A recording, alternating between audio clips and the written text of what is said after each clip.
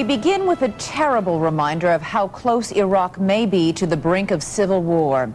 It was mid-afternoon in the Iraqi capital today, just as Friday prayer services were drawing to a close, when three attackers dressed as women blew themselves up at a revered Shiite mosque. The result was the deadliest attack of the year. At least 79 people were killed, more than 160 others injured. It is also the second day in a row that insurgents have targeted Shiite worshippers, and the attack has stoked a growing sense of anger and fear among so many people in Iraq. We begin in Baghdad with ABC's David Curley. It was a particularly diabolical bombing,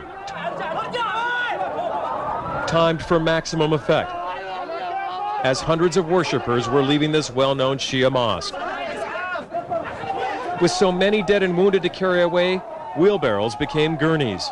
Water ran red, and the call went out for blood donations. I saw a woman blow herself up at the front door, says this man. Witnesses tell ABC News that as people poured out of the Baratha Mosque, the first of three bombers, dressed in women's robes, detonated an explosive vest. The faithful raced back into the mosque, and in the panic, two more bombers were able to slip into the compound with the crowd, where they exploded their bombs. Part of one wall was blown away. What appeared to be explosive residue covered another.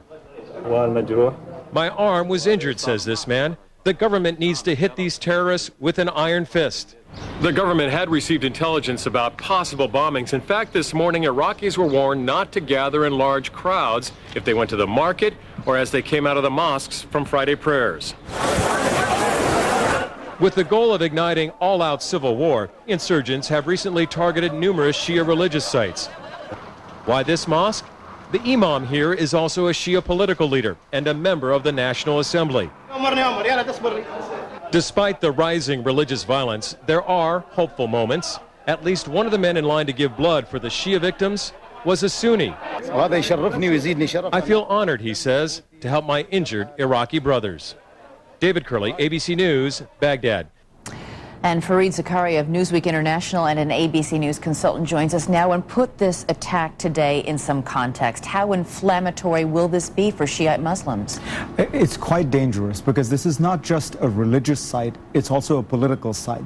The mosque is allied with, in fact, the headquarters of one of the largest Shiite political parties, actually the most important party that's opposing the current prime minister and asking him to step down. So it's mixed up within Shiite internal politics. But the biggest danger is that while leaders will urge restraint, this kind of very emotional violence will mean they will lose their followers. That is to say that this goes beyond political. It becomes personal. It becomes, you killed my brother and I'm going to kill yours. And that's what happened in Lebanon in the 1970s. That's how civil wars start. And this is becoming increasingly difficult to urge restraint when there is no government to come in and thoroughly investigate and take matters into its own hands. That's the key, Elizabeth. The problem here is that you have a security vacuum. You don't have, nothing is working in Iraq. There isn't a Ministry of Defense. There isn't a police force of any significance. So people are freelancing. They're taking security into their own affairs. What you're seeing in Iraq is the privatization of security, a very dangerous situation, and one that the American ambassador has been trying to remedy by urging the Iraqis they've got to come together and form a government. But even with this violence taking place, they still haven't done that. Still haven't. All right. Fareed Zakaria, thank you. One more note about Iraq. The deaths of 4 U.S. service members were announced today. 21 have been killed so far this week.